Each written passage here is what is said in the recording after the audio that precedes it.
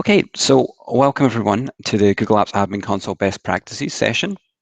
What I'm going to be doing today is going into the Google Apps Admin Console and actually working through how to get it set up to educational standards. Basically, it doesn't come pre-configured for an education domain. So what we want to be doing is actually going through every single part of this admin console, looking at the settings, thinking about how they're going to affect our staff and our students, and then making decisions on them. So I'm going to talk you through some of the parts you should be thinking about. So I'm going to start screen sharing and give you a quick introduction to myself as well. So let's just go for this. Okay, so if anybody would like access to this presentation, if you go to the goo.gl link right there, so it's goo.gl/uppercase S, lowercase b, 4, lowercase v, uppercase m, uppercase t. I've also put it in the session notes as well. Just to give you a quick introduction as to who I am, my name is Peter Henry. I am the Chief Operating Officer for a company called Amplified IT. We're quite a unique company in that we are an educational focused Google Apps consultancy. So that means we only work with schools and higher ed, but we primarily focus within K-12. Very passionate about making sure that Google Apps is set up to the best practice, and that's obviously what this whole session is about. We are based in the US in Virginia. I do like to point that out because obviously my accent might make you think we're from somewhere else, but we're based in the US, but originally I am from Scotland and moved over here a couple of years ago. And since then, I've really been working with schools throughout the US, Canada, and some other parts of the world to help them on their Google journey, to either get them up and running with Google, or if they've already gone Google, actually working with them to make sure that their Google Apps is just set up the right way, so that their staff and students are basically getting access to the right tools and also the right settings within those tools. And that's really what all of this session is about. If you want to get in contact with me, there's my contact details and also details for our company as well. So the first thing I want to go into, and I actually like to, rather than exist in a presentation, I like to go into the admin console itself, so you see what you see when you go in is the same thing that I'm seeing. So let's just talk about quickly how you access the admin console. There's 3 ways to do it. You can go up to the cogwheel on your mail and you can choose manage this domain. That will take you in. You can also go up to this little, I call this the waffle iron. I think it's just, some people call it the 9 box, but I like to call it the waffle iron. You click in the waffle iron, you click more, and you can go to admin right here. That will take you in. The last way to do it, and the way that I typically do it most of the time, is I just type admin.google.com. Once I do that, it then takes me in. If you haven't logged in a little while, it will ask you to put your username and password in. Just going to let this load up. So this is actually me into the admin console. So just a few things that, a quick couple of tips. The first one is this is Google, so they're really good at searching. Now, what you can do is you can obviously type in somebody's name to get quick access to them. But the other thing you might not know is you can type in Google Groups as well. So if you needed to get access to a group really quickly, then just type the name of the group. Going into it via the groups icon here can sometimes take a little bit of time. But if you know the name of the group that you're looking for, then if you just type in the name of the group, then you can just click straight into it and it will take you straight to that group. Now, if we go down just a tiny bit here, there's a little admin bell. Now, Google are very good at releasing updates to the admin console. It's always looking different. And there's always kind of new exciting features. So one thing I would recommend is coming across this admin bell when you've got a little number against it and just seeing what's new.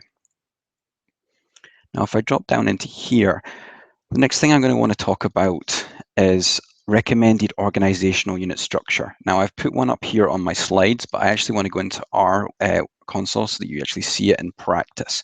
Now, this is absolutely key. Before I'm creating my users, before I'm creating my settings, my services, deciding on that, actually getting your OU structure in place makes a massive difference. So we work with schools that our smallest school has 50 students and our largest school that we work with has 290,000. So we've really worked with tiny private schools up to some of the largest school districts in the country and parts of the world even. So when we're doing this organizational unit structure that I'm going to give you pretty much works for them all. Now, there's going to be small cases where it won't, but for 95 to 99% of you, this OU structure is probably going to be one of the ones that you want to use. So the first thing we have to think about when we're doing an organizational unit structure is what makes our users different. Now, the reason that we're focused within education is we don't work with businesses in any way, shape, or form, and that's because setting up Google Apps for education is a completely different kind of mindset than setting up for business. So if we have that education mindset, the first thing we need to think about is I have staff and I have students. So that's my two different kind of user blocks. Now that's what I want to enter into. So what I do right here is I have my staff and I have my students. That means at the very root, the first two that I want to be seeing are those two organizational units. Now, the reason for that is when I make a change to my OUs, it will filter down from parent to child. So I always want to make the changes at the highest level possible. Because then it will filter down. It's easier for me to make a change. We regularly audit school domains, and we actually see a lot that have school names on each part of this OU, and then they have staff student underneath each school. That means to make a change, it's going to take a lot of time because I have to make a change every single one of those OUs. Whereas if I can make it at the top level, it will then filter down. So let's just talk through breaking these down a little bit. So to break down the staff one, first of all, I've got it split into three here. Now you could change this up to however you really want to do it, but we just see staff and then splitting it into faculty, IT, and office staff. The reason for that is we just think those are kind of good groups. Now, if you want to break that down further, you absolutely can do that. It's really up to you, but as long as you really have the staff one, if you don't want to break it down after that, that's fine as well, depending on the size of your school and district, is really depending on how far you'll break this down. But making sure you have a staff OU is important. And then if any of the staff go underneath there, you can break it down per site at this point if you wanted. You just have to think to yourself, do I want to, control these users in a different way? If the answer is no, maybe you don't have to have an OU structure for them. Now, if the answer is yes and you want to have them in a different way, then you might want to create that OU structure underneath staff. So let's go down to students because that's probably the more important one. So the first thing that we do after we have a student OU is we break it down to an elementary, middle, and high. Now, different parts of the world are obviously going to break this down in different ways. We're based in the US, so this is kind of the typical structure we would have here. But the reason for that is it gives me that kind of granularity of control, and it makes me to do, if I can't do it at the kind of student level, then maybe I can do the change at the elementary, middle, or high level. Now, let's just give you a use case, Gmail. Now, if you wanted to, maybe roll out Gmail to your students, but you don't want to roll it out to them all. Let's just say, and I don't necessarily agree with this, but I see it a lot happening within schools, is that they don't want to give Gmail to the lower school or to the elementary school. Now, there's other ways to do that. I think restricting delivery is a good idea for Gmail, and then actually giving it to a younger age. But let's just say for this use case, you don't want to give Gmail to elementary students. Then what you can do is you could turn the Gmail service off at this level. But then once we go to middle school, we could turn the Gmail service on. And then what we could do is we could create a restricted delivery or a walled garden. So those students cannot email externally. They can just email other students and other members of staff on the domain. So we're starting to teach them that digital citizenship. So we turn Gmail off at the elementary level, we turn Gmail on at the middle school level, but create that restricted delivery or walled garden. And once they get to high school and they've had 3 years of that kind of training on Gmail, then we actually enable it at the Gmail at the high school level and don't have a walled garden. So those are kind of the reason, these are some of the examples we could use in this structure. Now let's break this down a little bit further. If we go into elementary school, we can then start to actually break it down at school level at this point. If you don't only have, one school in your private school or just a small school and you only have one elementary, you don't really need to break it down. But if you are a larger school district, then this is where you want to be putting in your individual schools, because some schools might be at a different level with Google. Maybe one of the schools is one-to-one with Chromebooks, whereas another one of the schools just haven't kind of got there yet. So by breaking it down to school level here, I'm able to control them in a different way. Now, then I want to do is break it down one more. And I'm going into grade level at this point. Now, the benefit of the grade level is I've gone from making a change at the student level, but giving me the option to make a change all the way down to the grade level. And that just gives me such granularity of the control that I need. So let's just say if we did have Chromebooks at this one-to-one school, I could control the different applications that each grade gets to. You know, when you're talking to like young elementary or primary school students, we don't really want them having to go onto the App Store and install applications. As an admin, I can actually push apps down to all of these at different grade levels. And that's one of the benefits to that. Now, there is one more option that depending on how you are provisioning your users, then you might want to go one more down into a graduation year. Now, if you are currently connecting Google Apps to another system, one of my colleagues, Tim Lee, had a admin console toolbelt session on just earlier, which will be recorded so you guys can go back and see it. But he'll have talked about tools like Google Apps Directory Sync and Google Apps School Directory Sync and GAM. These are tools that you can kind of automate the provisioning of your users from. And if you are connecting it to your student information system and it is moving your users through the process of grades, so the grade ones become grade twos become grade threes, and it's all automated because you've connected it to something else, then you can stick at grade level. But if you don't do that and you only control your Google Apps and it's on its own, it's not connected to any other system, then you want to go down to a graduation year. The benefit of graduation year, it means, is I create my users when they first come to me, and then I just move them through the grades. The reason I don't just go to graduation year rather than a grade level is every year I might want to change the settings. So grade ones get this setting, grade twos get that setting. If I just have a graduation year, I have to remember the settings every year to change them. So the rule of thumb here is grade level if you are provisioning your users to maybe your student information system or your LDAP system that is moving the users through the years. Or if you're not doing that and you're a manual process of moving your users, then create them into a grad year and then just move the grad year one at a time down. So the 2027s will become grade twos next year, then there'll be grade threes the year before that, and you just keep moving them. If you don't have grad year, you're going to have to move all the users manually into grade two, but your users are in grade two already. So you have to move those out into another OU, and it's a whole kind of process. So group them up into a graduation year. So depending on connecting, just one other thing to mention is depending on connecting it to your LDAP system, depending on how that is set up, you might not be able to break it down into this kind of look. But using a tool like Google Apps Directory Sync, you don't have to take an exact copy. You can actually manipulate the way that the users are getting copied across and where the direction of where they're actually going to and what OU they're going into. So use GADS to kind of configure it in that way, and that's one of the things that we assist schools with. So you'll see there, I have a suspended, I also have a test user organizational unit. I have a suspended user because I like to create an account lifecycle for my users.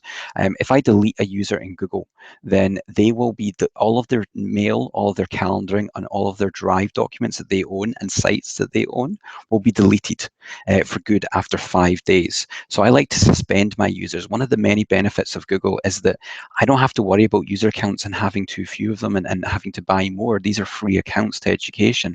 So I can just get another 500, 1,000 from Google at any point, just call the support line and ask them for it. So I can actually just keep my users in a suspended state for a period of time.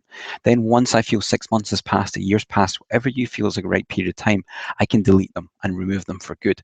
The other thing that you want to think about with regards to suspended users is for if you're using Google Apps Vault, if you delete a user, all of their data will be removed from the vault as well. So if you're keeping users for a year because you need to keep their emails for a year in the vault, then you need to keep the user account live, but just in a suspended state for a year as well, just to keep that in the vault. So the test account, the test OU is just purely just to allow me onto, just to do tests whenever I need it. I have my test users in there. I can move them around when I need to actually log on as a test user. So once I have my organizational unit structure, then I need to start to actually configure my Google Apps. So I'm just going to go back to the home screen now. And I'm going to put my password in because I've been talking for too long.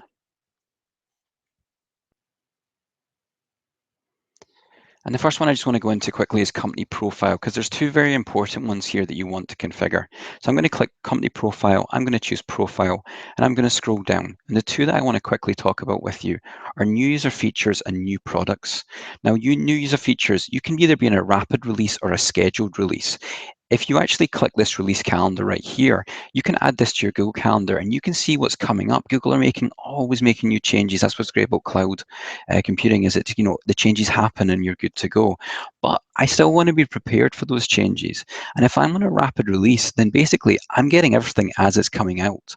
And I might not be ready to support that just yet. So if I would move to a scheduled release, right here, then what that would allow me to do is it gives me a couple of weeks to prepare. Maybe if I don't want my users calling me and saying, hey, there's something new and it's not working, or I don't know how to use it, and I didn't even know it was released. If I'm on a scheduled release, I have a little bit more time to get prepared before I actually have to, work it, talk it through with my users, support it, that kind of thing. The one that is most important though is new products right here. What new products is basically going to do for you is Google are always releasing new things. And if you are set to automatic, which is the default, that means every time Google release something new, and remember, this is a business tool that is also in education.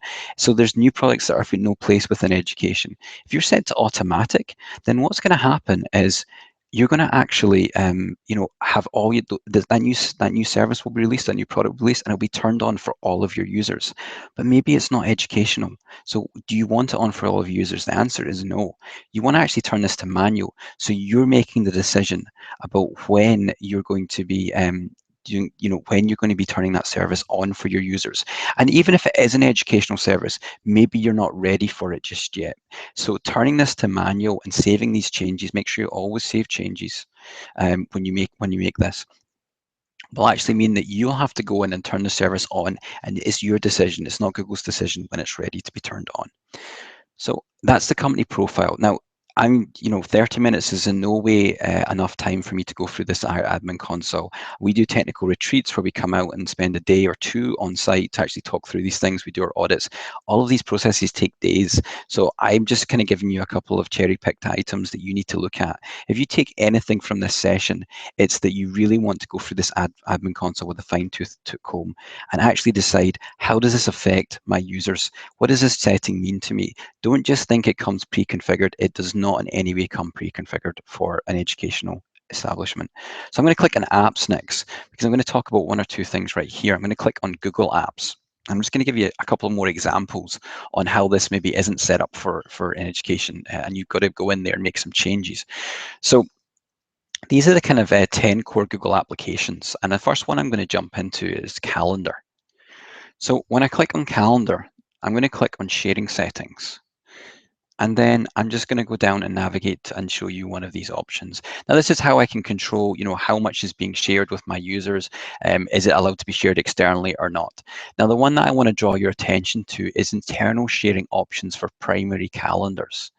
Now, when I go into this, at the moment, Google actually by default have this set to share all information.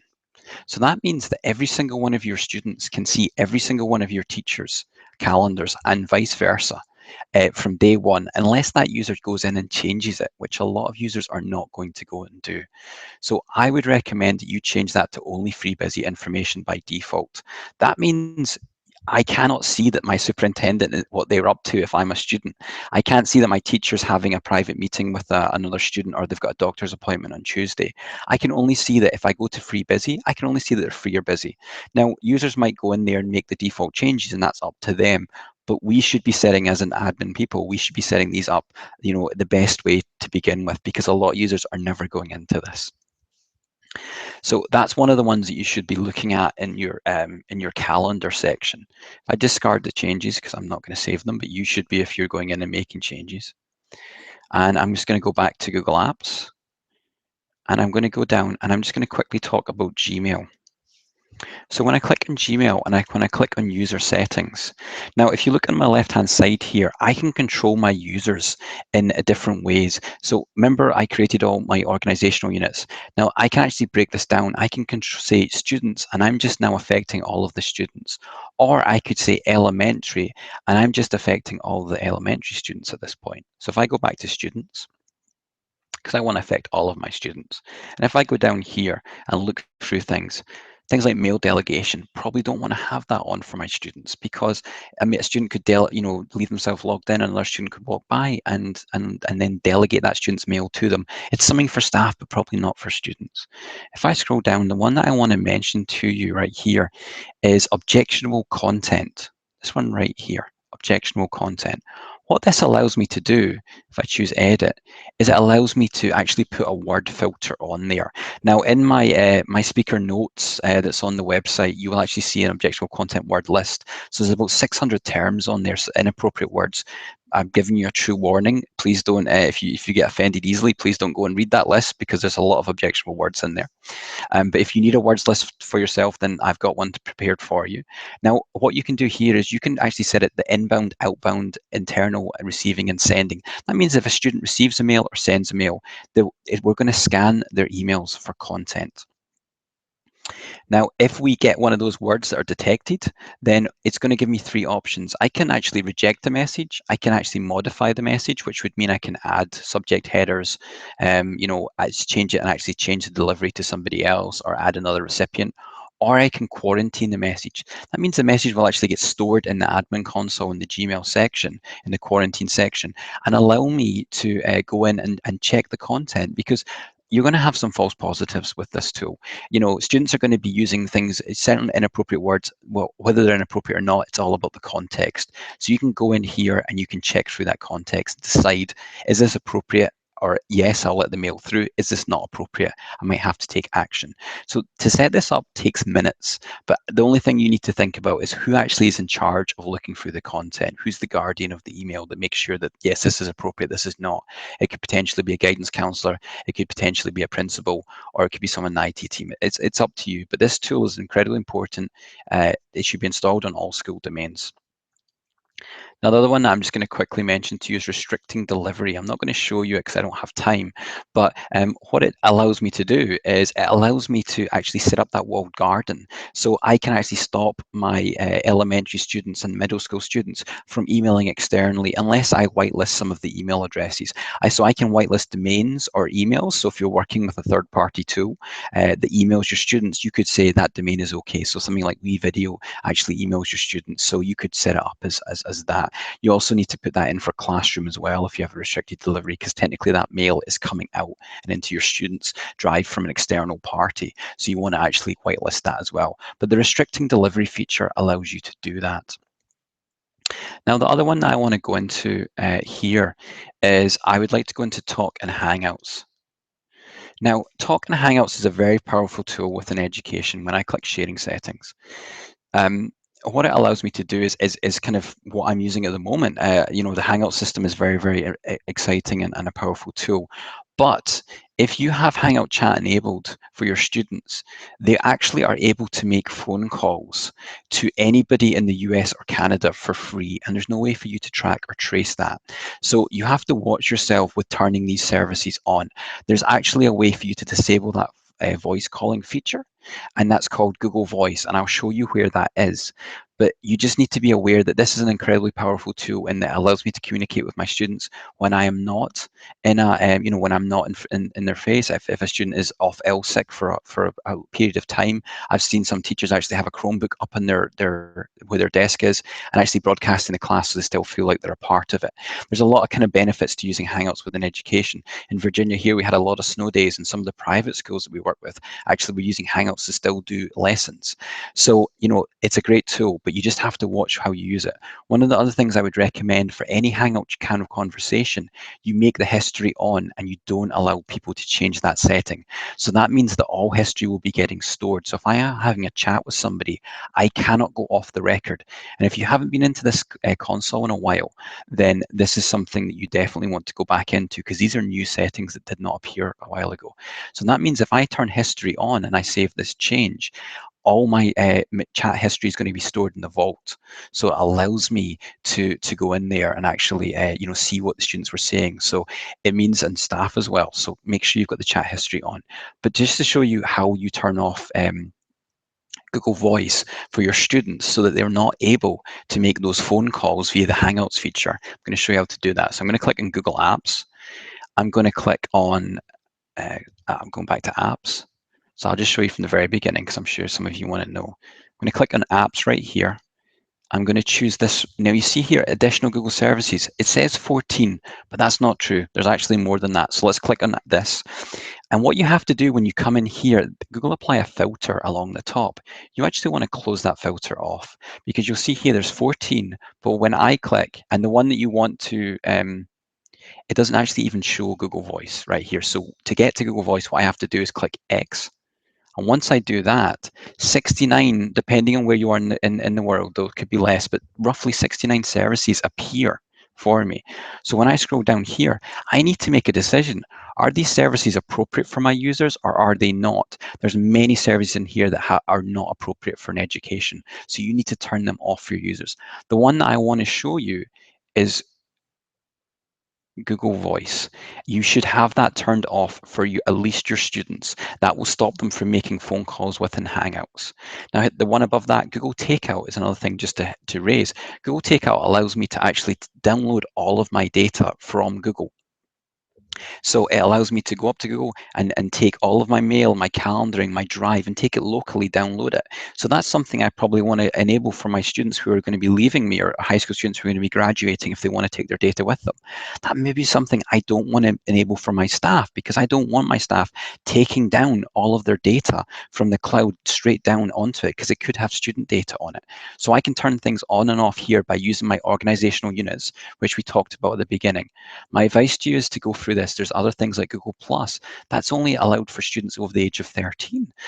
So it's a social networking site or social network that you have to be over the age of 13 to have that turned on. There's many different services in here, and you should be making a decision of whether you want them on for your staff or your students. Make sure you close down the filter each time you go into it. So I'm going to have to wrap things up, and I know I'm probably going to have some questions, but what I will do is I'm able to answer them after this session, so I will be doing that.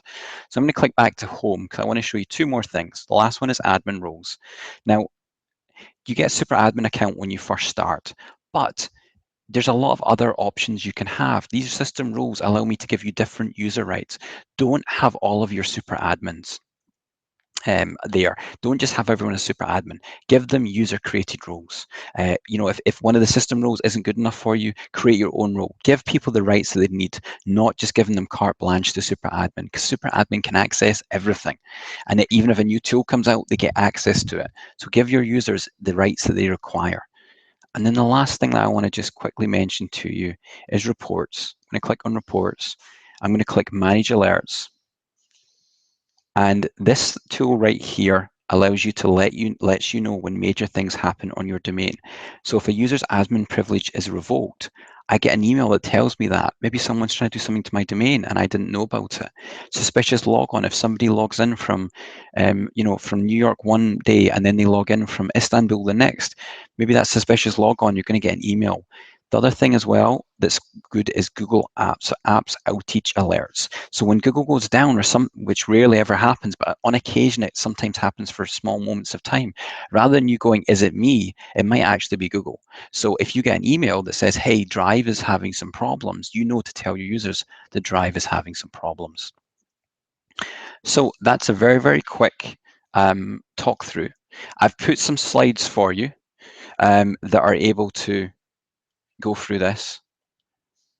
Okay, so I'm able to go through some slides, so you basically can see some of the slides that I've talked about, but I've basically talked about them all.